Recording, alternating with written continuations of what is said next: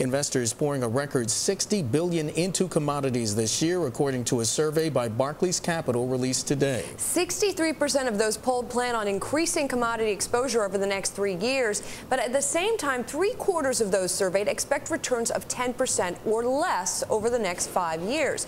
Kevin Norrish is head of commodities research at Barclays Capital, and he's joining us now from Barclays offices here in New York. Kevin, welcome. And good afternoon. Good afternoon. Looking through the results of this survey, I thought that juxtaposition was interesting, that people are going to continue to put their money into commodities in the coming year, but over the next few years, they don't have very high hopes in terms of annual returns. So why do you think the discrepancy here is that they're putting so much money to work, but not looking for an enormous amount in return? Well, I think there are a few things going on here. First of all, we're talking about the returns people expect to see from commodity benchmarks like the GSCI and the S&P, GSCI and the Dow Jones UBS index. Now, those have a very long track record of providing portfolio diversification. So I think people who are looking to invest in those industry benchmarks, if you like, are doing so because of the portfolio diversification. That's one issue.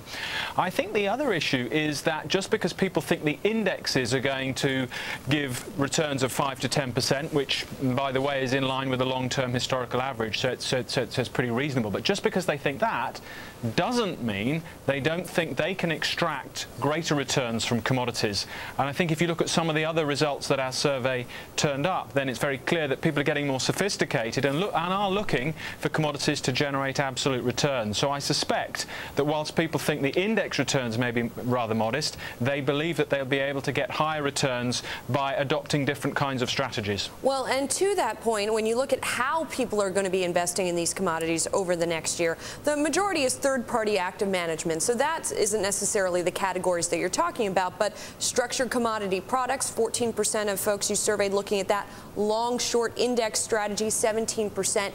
What we've seen in the financial markets over the past few years have been people with not a lot of necessarily, one could argue, sophistication, investing in things that they weren't that educated about. Do you think that the situation is different here? Do you think these people are prepared to be doing these types of strategies? Yes, I think so. I mean, the kind of people at the conference that we've just been running are professional investors, obviously, large institutions and hedge funds who are very experienced investors. And I think, I mean, what we're seeing, I think, in these results is that the investors in the commodity space are becoming more comfortable with commodities as an investment and are looking to become more sophisticated in their approach. I think the other thing is that this has been a year where you haven't needed to do much more in commodities and in other asset classes for that matter than go long. Next year it's going to be more difficult. We're not seeing, we're not going to see oil prices double again. We're not going to see copper prices double again. There's going to be a lot more diverse trends between different markets. And I think, people recognize this and that they recognize the fact that they're going to have to adopt different kinds of strategies. Long, short, they're going to have to do a lot more fundamental research to pick out which sectors are going to perform best. Kevin, given all of that as a backdrop, at the end of the year, where do you expect commodity assets under management to be? Well, I think we're looking for commodity assets under management to finish the year probably somewhere around $250 billion, maybe slightly higher than that. Prices have gone up a lot, so that's helped. But as you pointed out earlier, our estimates are that there's been a record amount of investment money coming into commodities this year, about $60 billion. So that's helped as well. So we are looking at a very, very high number. And that is within the 8% of a peak at the end of June of last year, correct? Yes, I think that's right. It's not too far off that level. I want to go back to in terms of the fundamentals that you talked about, that people are going to have to really be examining more closely in the coming year. One of the concerns about commodities recently, particularly when you look at gold prices, investors we've been speaking to might say, well, $50 of that price is speculation.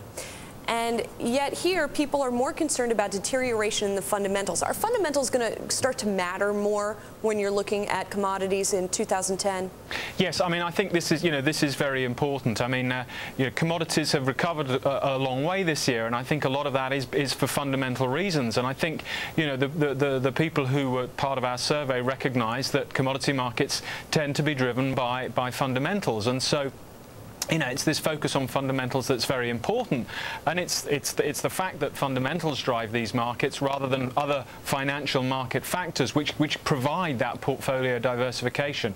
So I think this is very important, and for me as an analyst, I think it's great that people understand the importance of the supply and demand balances, what's happening in China, what the resource constraints are, and they recognize that this is what's going to continue to be the big driver of prices going forward. So Kevin, you don't think that what's happened with oil and particularly gold prices this year has gotten a little out of hand in terms of speculation then? You think all of that has been fundamental? Yes, I think so. I mean, obviously, prices don't go up unless someone's buying. I think the key question here is, are prices being pushed above levels that you can really justify when you look at the fundamentals? And I would say definitely not.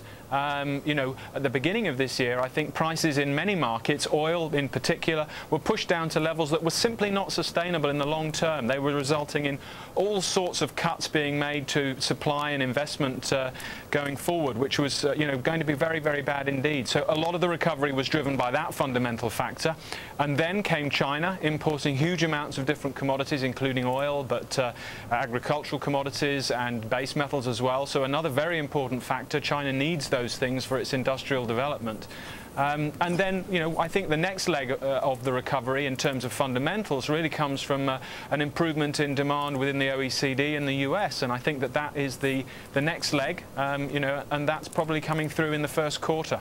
Kevin, unfortunately, we're out of time. Kevin Norrish, head of commodities research at Barclays Capital. Thanks so much for joining us. Thanks for having me.